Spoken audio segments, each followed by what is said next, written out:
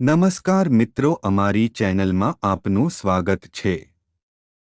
જો તમે મેષ રાશિના જાતક છો તો કદાચ છેલ્લા થોડા સમયથી તમારા મનમાં પણ આવા જ વિચારો ચાલી રહ્યા હશે। પણ આજે હું તમને એક એવા અદ્ભુત સમાચાર આપવા આવ્યો છું, એક એવો જ્યોતિષીય સંકેત બતાવવા જઈ રહ્યો છું જે સાંભળીને તમારા પગ નીચેથી જમીન સરકી જશે।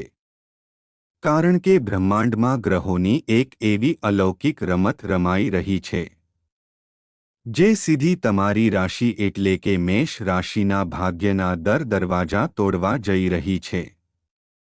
આ વિડિયો માત્ર એક રાશિફળ નથી, પણ આવનારા સમયમાં તમારા જીવનમાં જે મોટી ઉથલપાથલ અને ત્યારબાદ જે મોટો ચમત્કાર થવાનો છે તેની આગોતરી ચેતવણી અને ખુશખબર છે। તો તમારી ખુશીની પેટી બાંધી લેજો અને મિત્રો, જ્યોતિષશાસ્ત્ર મુજબ જ્યારે કોઈ મોટો ગ્રહ પોતાની રાશિ બદલે છે અથવા કોઈ વિશેષ નક્ષત્રમાં પ્રવેશ કરે સંગીત છે ત્યારે તેની અસર પૃથ્વી પરના દરેક જીવ પર પડે છે। અત્યાર સુધી મકર રાશિના જાતકોએ સંઘર્ષનો મોટો દોર જોયો છે।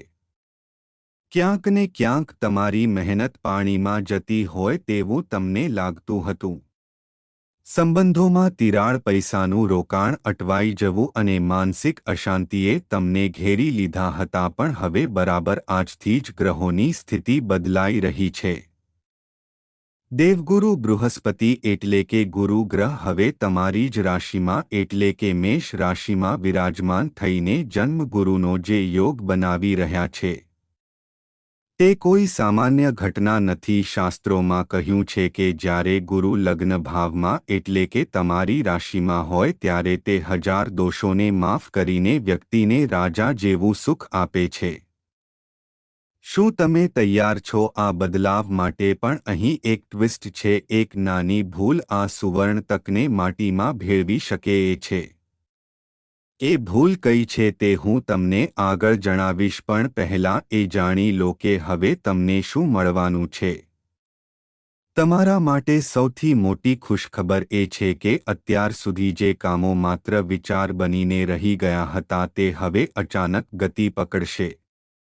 આકસ્મિક ધનલાભના પ્રબળ યોગ બની રહ્યા છે। કદાચ કોઈ જૂનું રોકાણ, કોઈ અટવાયેલા પૈસા કે પછી કોઈ વારસાગત મિલકતનો પ્રશ્ન જે કોર્ટ કચેરીમાં અટવાયેલો હતો તેનો ફેસલો અચાનક તમારા પક્ષમાં આવી શકે। જે લોકો નોકરીમાં પ્રમોશનની રાહ જોઈને થાકી ગયા હતા તેમના સંગીત માટે બોસની કેબિનમાંથી સારા સમાચાર આવવાની તૈયારી છે। આ સંગીત સમયગાળામાં તમારી વાણીમાં એક અદ્ભુત આકર્ષણ રહેશે। મેષ રાશિના સ્વામી બુધ ગ્રહ છે અને બુધ એટલે બુદ્ધિ અને વાણી। હવે જ્યારે ગુરુનું જ્ઞાન અને બુદ્ધની બુદ્ધિ ભેગી થશે ત્યારે તમે જે પણ બોલશો તે સામેવાળાના દિલમાં ઉતરી જશે। વેપારી મિત્રો માટે આ સમય સુવર્ણકાળ સાબિત થઈ શકે। સંગીત ખાસ કરીને જો તમે કોમ્યુનિકેશન, ટીચિંગ કે માર્કેટિંગના ક્ષેત્રમાં હો। પરંતુ મિત્રો, આ બધી સારી વાતોની વચ્ચે મારે તમને એક ચેતવણી પણ આપવી છે। કારણ કે ધાર્મિક જ્ઞાન ચેનલનો ઉદ્દેશ્ય માત્ર તમને સપના બતાવવાનો નથી, પણ આવનારી મુસીબતથી બચાવવાનો પણ છે। ડિસેમ્બર મહિનાના અંતમાં અને આવનારા નવા વર્ષની શરૂઆતમાં તમારા 7મા ભાવમાં એટલે કે ભાગીદારી અને લગ્ન જીવનના સ્થાનમાં સૂર્ય, મંગળ અને શુક્ર જેવા ગ્રહોનો જમાવડો થઈ રહ્યો છે। આ એક બહુ જ સંવેદનશીલ સ્થિતિ છે। એક તરફ ગુરુ તમને જ્ઞાન અને શાંતિ આપશે તો બીજી તરફ 7મા ભાવમાં બેઠેલા ઉગ્ર ગ્રહો તમારા સંબંધોમાં આગ લગાડવાનું કામ કરી શકે છે। તમારા પાર્ટનર સાથે નાની વાતમાં મોટો ઝઘડો થઈ શકે છે। અહંકારનો ટકરાવ થઈ શકે છે। જો તમે આ સમયગાળામાં તમારા ગુસ્સા પર કાબૂ નહીં રાખો તો સોનાની થાળીમાં પીરસાયેલું ભોજન પણ ધૂળમાં મળી જશે। એટલે ખાસ યાદ રાખજો, આવનારા 14 મે 20 દિવસ તમારે સંબંધો સાચવવામાં બહુ જ ધીરજ રાખવી પડશે।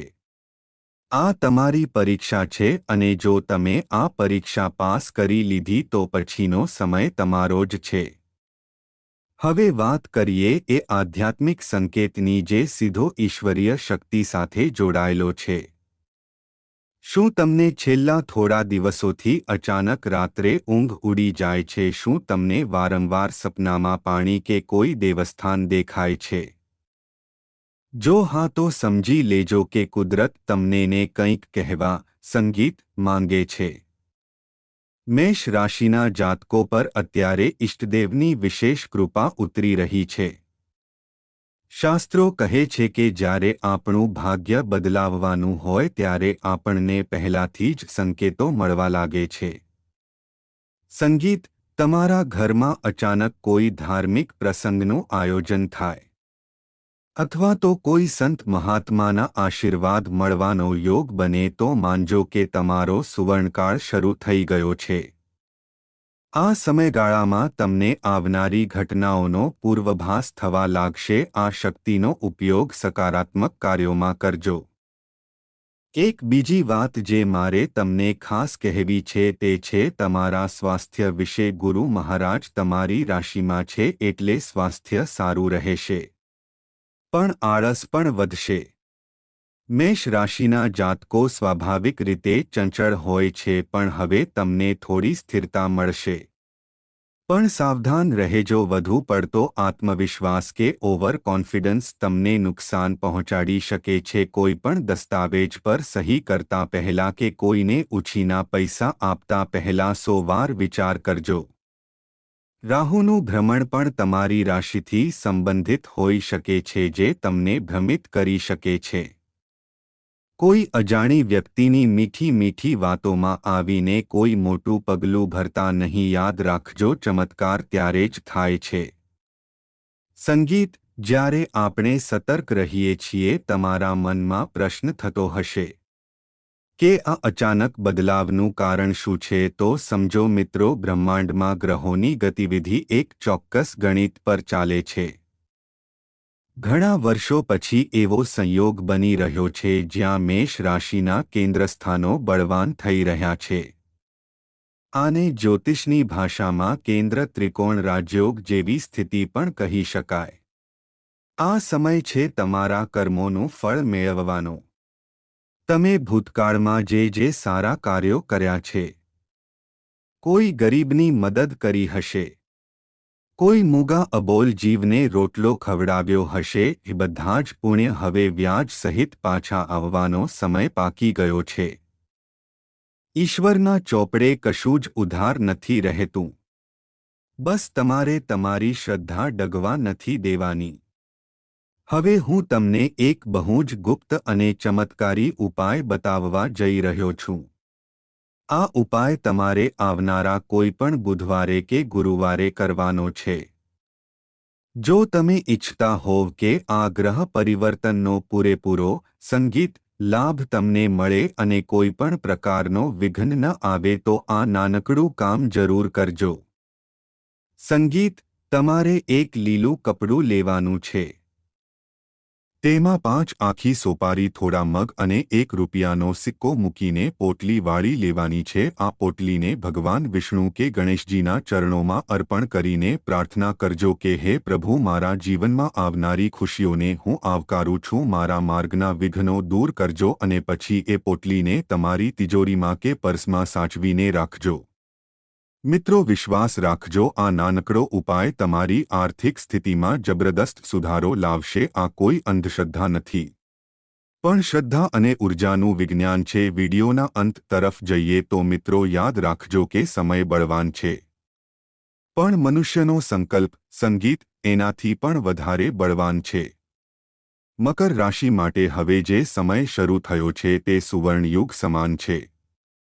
બસ શરત એટલી જ છે કે તમારે તમારા મનને શાંત રાખવાનો છે, પરિવારમાં પ્રેમ જાળવી રાખવાનો છે અને ઈશ્વર પર અતૂટ ભરોસો રાખવાનો છે. જે થવાનું છે તે અચાનક થશે.